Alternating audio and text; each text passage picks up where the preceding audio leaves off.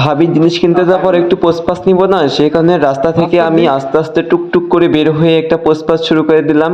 আসলে পোস্টপাসটা দেওয়ার কারণ আমাদের গাড়ি আসতে অনেক দেরি হচ্ছে, সেই কারণে আমি একটু রাস্তার উপরে উঠে বক বক করতে শুরু করে দিলাম।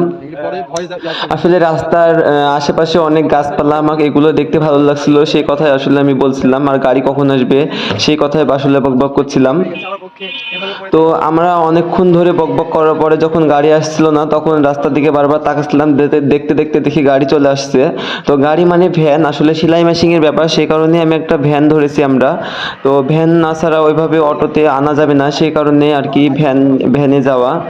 তো আমরা সুন্দরভাবে ভ্যানে যাচ্ছিলাম, আল্লাহর নাম করে উঠলাম ভ্যানে। তো বলতে বলতেই দেখছি মেন রোডে চলে আসছি। মেন রোডে উঠেতে আমার অনেক ভয় লাগছিল, কারণ মেন রোডে আমি ভ্যানে কখনোই চড়ি না, তবুও আজকে চড়তে হলো। তো মেন রোডে এসে বড় বড় গাড়ি দেখে আমার অনেক ভয় লাগছিল।